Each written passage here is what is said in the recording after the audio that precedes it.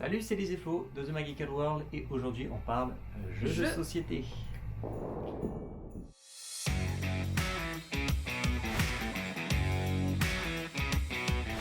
Et on vous donne 10 idées de jeux à acheter pour Noël. On a fait une petite sélection donc de 10 jeux à avoir dans votre ludothèque. Ce ne sont pas nécessairement nos jeux favoris, ce sont de très bons jeux, ils en font partie. Ce sont de très bons jeux, mais de très bons jeux aussi pour commencer le jeu de société. Bien sûr, on a choisi des jeux qui sont abordables un peu pour tout le monde, qui sont relativement faciles d'accès, voilà. Et un peu pour tous les publics, il y en a, peu importe à combien vous allez jouer. Il y a du familial, il y a du pour 2 joueurs, du pour plusieurs joueurs, du jeu d'ambiance, du jeu stratégique, du jeu sérieux. Moins sérieux. On vous a fait un petit florilège. On commence avec un classique, en tout cas un de nos classiques. Oh oui. C'est Unlock. Unlock, qu'est-ce que c'est? C'est tout simplement en fait une adaptation en jeu de société des escape games. Donc voilà, on a un paquet de cartes, on fouille dans le paquet de cartes, on assemble plusieurs cartes ensemble pour résoudre des énigmes, etc. Et le jeu se joue avec une petite application en plus. Tout à fait. C'est très sympa, c'est très ludique. Il existe beaucoup de boîtes, elles sont toutes bien. Elles sont toutes bien. On les a toutes jouées. Et honnêtement, l'application apporte un vrai plus. Ouais. Et de boîte en boîte, apporte de nouvelles mécaniques. Et franchement, il y a des trucs très bien pensés. Donc voilà, on vous recommande vivement Unlock. Et globalement, Unlock, vous pouvez y jouer de tout seul à... Ils annoncent 6 joueurs, nous on trouve que c'est beaucoup parce que je pense qu'on finit vite par se marcher dessus. Jusqu'à 4 c'est bien, je pense. Oui. Et le deuxième jeu, c'est un jeu qui est atterri dans la collection très récemment. Ouais. C'est le Splendor Marvel et on était obligé de le mettre parce qu'il est bien cool. Nous on le trouve très sympa, c'est un jeu de ressources. Oui, de gestion de ressources. Vous avez des ressources qui vous permettent d'acquérir des héros pour créer votre équipe. Chaque joueur crée sa propre équipe de héros à partir des héros disponibles dans le jeu. Voilà. Et vous essayez d'avoir le plus de points qui sont donc donnés par certains des héros et certains objectifs à atteindre. Avoir un héros de chaque sorte, avoir des héros particulièrement forts, etc. Des Avengers, des choses comme ça. Et on gagne quand on a le plus de points, ce qui est assez logique. Hein. C'est ça. Et le but, entre guillemets, c'est de battre Thanos et d'avoir récupéré toutes les pierres d'infinité pour pouvoir vaincre avec son équipe. Donc c'est un jeu où on s'affronte et où l'équipe d'Avengers, enfin de héros Marvel, parce qu'il n'y a pas que l'Avengers, donc l'équipe de héros Marvel qu'on a constituée doit battre l'équipe de héros Marvel de la personne que l'on affronte. Ou des personnes, parce que nous on a l'habitude d'y jouer à 2, mais on peut y jouer de 2 à 4 joueurs. Ouais, c'est un très bon jeu. Pour ceux qui ne sont pas forcément fans de Marvel, il existe un Splendor, tout simplement, qui est sur des histoires de collection de joyaux, de pierres précieuses, de choses comme ça. Voilà. Donc dans une autre thématique, c'est sensiblement la même mécanique. Enfin, ça s'en rapproche beaucoup en tout cas. Et nous on a vraiment accroché à celui-ci, ça fait partie de nos jeux d'affrontement préférés. Ouais, c'est vraiment cool. Et puis c'est aussi sympa de découvrir Marvel grâce à des petites illustrations plutôt BD. Ce ne sont pas les personnages des films, mais ceux des comics. C'est assez agréable. Le troisième jeu, c'est un jeu pareil, qui est assez récent dans notre ludothèque, c'est Watergate. Vous comprendrez rien qu'au titre que ça parle de la célèbre affaire du Watergate. Ouais, et celui-ci, c'est moi qui ai vraiment insisté pour l'avoir. J'ai une passion pour les affaires politiques américaines. Je ne sais pas pourquoi. Et quand ils ont sorti Watergate, je me suis dit, il me le faut dans la ludothèque. Et on regrette pas. On regrette pas, non. C'est un jeu qui se joue exclusivement à deux. C'est un vrai jeu... d'affrontement. Chaque joueur joue d'ailleurs avec un camp qui a des propriétés différentes. C'est ce qu'on appelle un jeu asymétrique. Ouais. Donc selon que vous jouez Nixon ou les journalistes, vous n'avez pas les mêmes cartes, vous n'avez pas les mêmes objectifs. C'est un jeu vraiment différent. Peut-être un petit peu déséquilibré, Nixon étant quand même pas mal fort. Nixon est plus mais on prend plaisir à jouer les deux côtés et on n'a pas l'impression de jouer tout à fait le même jeu. C'est bien retranscrit. Ouais. Et clairement, même si on a l'impression d'avoir l'avantage avec Nixon, si on joue le jeu assez finement, les journalistes peuvent l'emporter largement. On a déjà gagné avec les deux camps, tout à fait. Et c'est franchement cool, ça reprend bien, comme le dit Florian, l'histoire du Watergate. Et si vous êtes fan d'histoire, en plus du juste de la thématique qui est que Nixon affronte la presse, vous avez un petit livret avec des faits détails, sur le Watergate, et ça c'est très très cool. Des explications des cartes, etc. Ensuite, celui-ci aussi, ça fait pas très très longtemps qu'il a atterri à la maison, et on l'aime beaucoup beaucoup. Ouais, clairement. C'est Subterra. Dans Subterra, nous sommes des spéléologues, et nous nous retrouvons dans une grotte, et il faut en sortir. C'est un jeu de labyrinthe, on va dire. C'est ça. Chaque joueur joue un personnage qui a une propriété particulière et va essayer d'avancer, de découvrir. En fait, on agrandit petit à petit la grotte en révélant des tuiles et on essaie de trouver la sortie avant que nos torches s'éteignent. Donc c'est un jeu difficile. C'est difficile. C'est difficile, c'est punitif, mais c'est extrêmement bien pensé. C'est très simple. Les règles sont extrêmement simples. Les règles sont extrêmement simples. Vous placez une tuile de départ, il y a des directions. Vers où on avance, en haut, en bas, à gauche, à droite, selon la tuile. Pour révéler les tuiles, il y a quelques tuiles un peu particulières qui peuvent, avec des effondrements, avec des inondations, des choses comme ça, mais c'est un jeu qui est très simple, en 10 minutes on a fait le tour des règles, on joue la première partie, c'est très limpide, et en fait, toute la difficulté va être d'essayer d'arriver à mettre en place la bonne stratégie pour s'en sortir. Et pour sortir vite, parce qu'il faut sortir vite de cette grotte, et c'est là la vraie difficulté. Faut pas trop s'éparpiller. On est souvent mort. On est souvent mort dans cette grotte. Et le côté ultra sympa de ce jeu, c'est que les tuiles sont conçues de façon à briller dans le noir si vous avez une lampe ultraviolette, ce qui renforce l'immersion. C'est franchement un truc très sympa à faire. Ah ouais, c'est un truc en plus. Nous, on a acheté une ampoule UV exprès pour y jouer. Vous y jouez dans le noir avec une petite musique d'ambiance. Il y a une musique d'ambiance que vous pouvez retrouver pour Subterra. Et vous êtes plongé dedans. Clairement, vous êtes dans votre grotte, vous êtes un spéléologue, il faut sortir, les gars. Il faut sortir. C'est un jeu extrêmement simple, mais franchement, avec une ambiance de dingue pour 1 à 6 joueurs. On va sur du plus ancien, un jeu moins récent, mais que nous on adore, Mice and Mystics. C'est un jeu de plateau avec figurines. Donc, c'est-à-dire que vous avez des grosses tuiles, vous avez des figurines en 3D que vous pouvez peindre si vous aimez peindre. Ça, c'est chouette. Un petit truc qu'on aime bien. Vous incarnez des personnages qui ont été transformés en souris.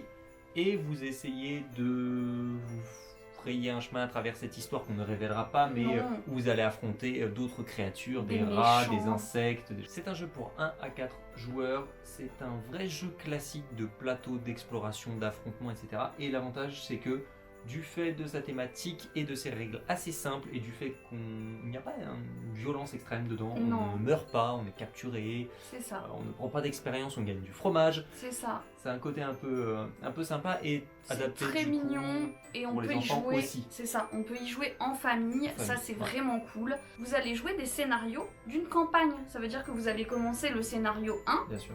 Hop, fin du scénario, puis à la prochaine partie que vous ressortirez, ce sera la suite de l'histoire. Et à la fin, vous avez une histoire complète. C'est comme lire un roman ou suivre des épisodes de sa série préférée. Mais ça se joue aussi, nous on y joue tous les deux. Nous on y joue tous les deux et franchement, c'est pas enfantin non plus. Enfin, on est vraiment dedans. Et de toute façon, on vous dit c'est pour les jeunes. Eux, ils recommandent 14 ans. Voilà, moi je vais vous dire, je pense qu'à partir d'une dizaine d'années, on peut y jouer avec ses parents. Le jeu, est jouable avec des parents, effectivement 14 ans si on veut commencer à y jouer seul. Mais c'est un très très bon jeu, un bon jeu d'aventure, d'histoire. Si vous voulez être plongé dans une épopée, allez-y, foncez, prenez Mice and Mystics. C'est du bon. Ensuite, un jeu très très très cool. Ouais. C'est Galerapagos et pour nous, c'est le jeu qu'il faut sortir en soirée. Si vous faites une soirée jeu avec vos amis, c'est vraiment le jeu qu'il faut avoir dans la ludothèque. On se marre du début à la fin. Le principe est très simple dans Galerapagos. Nous avons survécu à un crash d'avion. Nous sommes sur une île déserte et on doit survivre. Mais pour survivre, va falloir faire un petit peu des coups de crasse à ses copains parce qu'il n'y a pas assez de ressources. Il y a généralement pas assez de nourriture et pas assez d'eau pour tout le monde. Mais en même temps, on a aussi besoin des autres pour s'en sortir. C'est assez simple en fait, vous avez très peu de choses à faire à votre tour. Il faut récolter de l'eau, pêcher ou couper du bois pour fabriquer un radeau. C'est 3 ressources qui vont être essentielles puisque à la fin de chaque tour, vous consommez de l'eau, de la nourriture. S'il n'y en a pas assez pour tout le monde, il faut choisir qui meurt et les joueurs votent. C'est comme dans Koh-Lanta. C'est Koh-Lanta, c'est le Les joueurs- Koh-Lanta du jeu de C'est société. ça, les joueurs votent pour savoir qui on élimine. Donc ils vont éliminer celui qui a pourri le jeu. Qui a enfin, pourri le jeu, voilà. ou qui est le moins utile, ou qui mange le Ou plus. au contraire, ceux dont ils ont le plus peur. C'est ça. Parce qu'à la fin, il faut qu'il y ait de la place pour tout le monde sur le radeau. S'il n'y a pas assez de place sur le radeau, tout le monde ne peut pas quitter l'île. Et là encore, on va choisir qui part, etc. Sachant que vous avez aussi des cartes qui vous permettent d'éliminer d'autres joueurs, etc. C'est ça. C'est vraiment un jeu. On joue ensemble, mais en même temps les uns contre les autres. Et c'est Ouais. vraiment. Alors, ne pas jouer avec des mauvais joueurs, parce que sinon ça va vite partir. Ça vrille. peut tuer une amitié. Ça peut tuer une amitié. Mais quand vous avez un bon groupe de joueurs, vous allez vous éclater. Ouais. C'est vraiment le jeu qui fait que on a envie de rejouer une partie pour se Ah ouais, venger de ce c'est des crasses génial. qu'on nous a fait. Enfin, c'est génial. Donc on vous recommande vivement Galerapagos dans votre liste d'idées cadeaux. De 3 à 12 joueurs. Chronicles of Crime, c'est un pur jeu d'enquête qui se joue avec une application lui aussi. Vous Ouais. avez en fait des cartes avec des QR codes à scanner. Vous scannez et on vous dit ce qui se passe quand vous allez sur cette carte, que ce soit un lieu, un personnage, etc. Donc vous avez une interaction qui se crée. De très bonnes enquêtes, c'est très sympa, c'est Ouais. hyper simple à prendre en main, c'est surtout C'est ça ça. qui est génial. Franchement, c'est top. Ce jeu, c'est une pépite. Mm. Vous partez du pitch, vous allumez votre jeu, vous allumez votre appli. Il y a le commissaire de police qui vous dit voilà, faut enquêter sur tel fait. Vous allez sur les lieux du crime et après, Vous suivez les indices petit à petit et au fur et à mesure vous découvrez des mystères, des secrets, etc. Et franchement c'est extrêmement facile à Ah jouer. ouais. Je pense que pareil, si on se débrouille bien on peut y jouer avec ses enfants oui, à partir de 10-12 ans parce que c'est très fluide. C'est Oui. très fluide et puis ils prendront peut-être aussi plaisir à utiliser l'application. C'est un jeu pour 1 à 4 joueurs. Ouais. Les parties 1 heure et demie. Il existe une extension avec un scénario à la Stranger Things, Ouais, très qui bien est pour très, jouer avec très des cool. ados, c'est même ça. pour que les ados jouent entre eux. Et le petit plus qui souvent arrive à convaincre tout le monde de se lancer, c'est que vous avez des lunettes de réalité virtuelle qui sont fournies avec et qui vous permettent, enfin, vous pouvez les acheter dans En une petite plus, boîte c'est ça. indépendante, qui vous permettent de visionner sur l'application les scènes de crime plus ou En moins en 3D. 3D. En fait, vous regardez autour de vous comme ça et puis vous inspectez les éléments du décor C'est ça. et vous essayez de savoir ce qui peut être utile ou pas. Ça rend le jeu très très immersif. Donc on a Carrément. vraiment l'impression d'être l'inspecteur de police qui essaye de dépatouiller son affaire et d'avancer.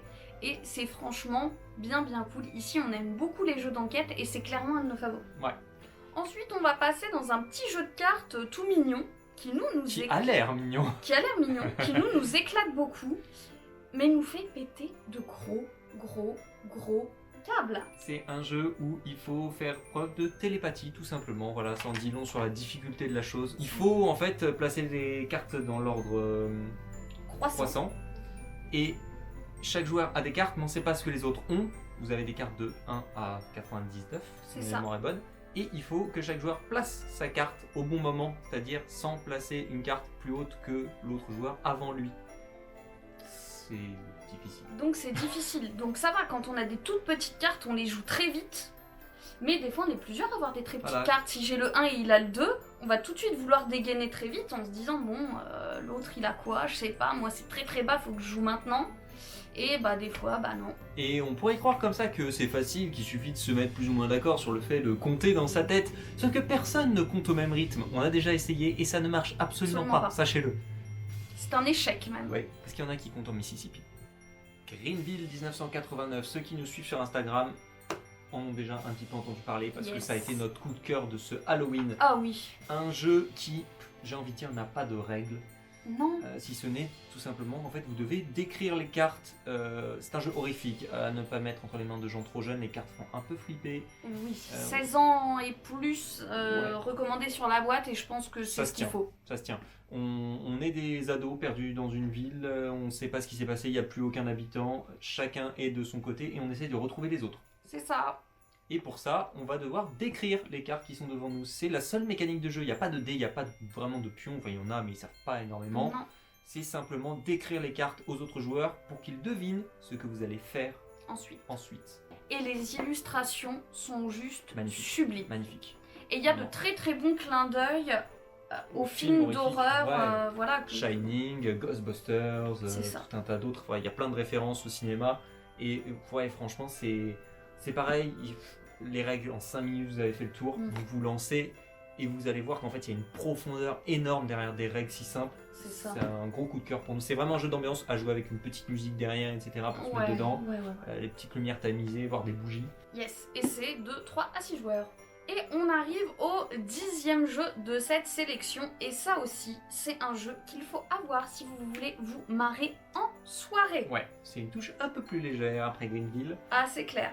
Mais c'est vraiment, vraiment fun. Dans Cosmopolite, vous venez d'ouvrir votre restaurant. Et c'est un restaurant à la renommée internationale, on peut dire, Et puisque oui. tous les clients qui vont venir vont Parlent parler des des langues langues différentes. Et ça va très vite nous mettre dans l'embarras. Eh oui, il va falloir réussir à se coordonner entre la personne qui prend les commandes, la personne qui prépare les commandes et la personne qui va servir. Sauf que vous allez devoir écouter, là aussi avec une application, les commandes des clients dans leur langue d'origine. Avec la prononciation qui va avec. Et vous allez devoir les répéter ensuite oralement. Donc on vous laisse deviner à quel point ça va être déformé, puis redéformé, puis redéformé. À la fin, on ne sait plus du tout Non, ce qu'on doit servir. ce qu'on cherche, on cherche partout, on panique, on reconnaît pas l'origine, on entend des trucs genre péké péké maï. Ouais, ok, donc tu cherches sur ta carte à quoi ça peut correspondre, tu galères un peu, tu paniques, et Totalement. derrière t'as l'autre qui arrive en disant il y a une autre commande, c'est tel truc, et t'es perdu, et genre t'es en tension tout le temps, et c'est vraiment fun, Et tu on te rigole marres beaucoup. Ouais. du début à la fin avec On ce jeu, rigole clairement. carrément. Ouais. C'est un très bon jeu, pareil, à jouer. C'est rapide en plus des petites parties. Les petites parties, je crois que très, c'est très 6 courtes. minutes les parties. Mais vous n'allez pas en faire qu'une. Ah ouais, non, clairement, Vous allez vous le voir, sortez et enchaîner. vous ne vous arrêtez pas, vous y jouez toute la soirée parce que vous vous marrez juste du début à la fin. Ouais. Et on a triché, on avait dit qu'on vous présentait 10 jeux, on en a quand même sorti un 11e parce qu'on nous en parle souvent, comme on a quand même une chaîne YouTube qui parle beaucoup d'Harry Potter. Il fallait qu'on mette un jeu Harry Potter, c'est Hogwarts Battle. On a mis la boîte de l'extension parce que la boîte entière est, je sais pas si on la voit derrière moi, hop, et elle sert à poser plein de figurines, donc du coup, on voulait pas tout chambouler. C'est un jeu de deck building, ce qu'on appelle de deck building, c'est-à-dire qu'on construit son paquet en jouant. C'est très sympa, c'est très fluide. C'est très sympa, faut battre Voldemort en construisant son petit deck et moi ce que j'apprécie dans ce genre de jeu, c'est que généralement dans le deck building, c'est des jeux peut-être que vous connaissez à la Magic ou à la Seigneur des Anneaux, où il faut passer des heures en amont de votre partie, à réfléchir à votre stratégie, à construire, à mettre Son les bonnes paquet. cartes qui vont faire les bons bonus et les bons combos avec des autres cartes. Et moi, clairement, ça m'ennuie. Moi, quand j'ai envie de jouer, je veux prendre mon jeu, le poser sur la table et on joue. Je veux pas passer 3 heures à Et construire un jeu pour après jouer. Moi, ça me frustre.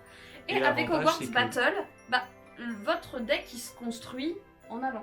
On commence parce que j'étais en train de parler, mais vas-y. Et avec Hogwarts Battle, l'avantage c'est que le jeu se construit en allant. Voilà, on va en fait récupérer les cartes au fur et à mesure du jeu pour agrandir son paquet et s'améliorer. Vous allez jouer, bien sûr, le fameux Golden Trio, Ron, Hermione et aussi, je crois, Neville. Il y a Neville, je crois qu'il y a Luna, mais Je nous, sais vu plus, qu'on a ouais. l'extension, Il y en a un qui je est dans sais plus. l'extension, je ne sais plus quel c'est. Au départ, c'est donc pour 4 joueurs maximum, puis avec l'extension 5.